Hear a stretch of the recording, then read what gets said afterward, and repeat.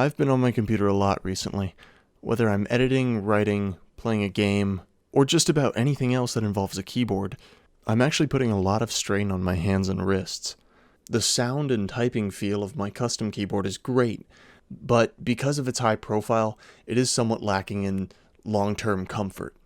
So I decided to build a simple little wrist rest that would seriously improve the comfort factor of my keyboard and reduce a lot of the strain on my wrists. The first ingredient you'll need is a wooden plank. 3/4 of an inch thick should be perfect.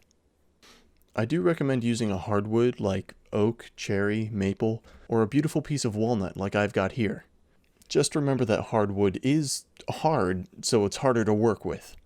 You're also going to need a saw to cut the plank down to the shape you want. A bandsaw or a circular saw like the kind I have here are definitely going to be the easiest. There's plenty of different ways you can get the shape that you want, but the tool that I would most recommend is a high quality wood plane. I thought I had one lying around, but unfortunately, it looks like my life isn't going to be that easy. The very first step is to figure out exactly how big we're going to make this thing. So I'm just going to use a ruler to find out the exact width of my keyboard. The width of the keyboard is the width of the wrist rest. The base of my keyboard is just shy of a foot, so I'm going to cut my plank down to exactly a foot so that I have some room for error and some room for sanding. Instead of marking my measurements with a pen or a pencil, I'm going to use this blue masking tape to cover up the area I don't want to cut. Masking tape is much easier to see and it's a perfect straight line every time, so I like to use this method. Once I have the plank right where I want it under the circular saw, I'm going to use this piece of scrap wood and this buffing pad to clamp down my plank without damaging the surface. I'm going to double check that the plank is in the right spot, and then I'm going to go for the cut. I'm going to mask it off again, this time the long way. I'm going to cut it down to size again so that it's easier to work with and so that it doesn't look ridiculous on my desk. Now this is usually where I would use a nice high quality wood plane to shave off the corner and get that edge down to a nice angle. But since the only planing blade I found didn't fit in our wood plane, I'm going to have to use a jankier method. To do the majority of the shaping, I'm going to be using this coping saw and a belt sander with a very low grit belt. This process does require quite a bit of patience and a careful hand. Even the time lapse is boring to watch. Now that I've finished the major shaping, I'm going to try to use this rasp to smooth out the rough surface and give it some uniformity. You can see now why this is going to be one of the easiest woodworking projects you ever do. It's basically a smoothed out version of the plank you started with.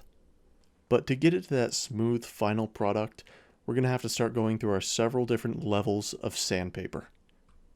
When sanding something to a smooth finish, you always start with your lowest grit sandpaper first, and then work your way up to the highest grit. We started with a 60 grit belt on the belt sander, and that did some serious removal. But at this point, we only want to focus on flattening and smoothing out our shapes. So here I'm mostly using a 120 grit. As this never-ending time-lapse continues, we're going to work our way up to a 240 grit, up to a 320 grit, to a 400, and then finally finish it off at 1000. This process just involves going over the entire board with each grit of sandpaper. Once you get up to 400, all your shaping is done, even your little details.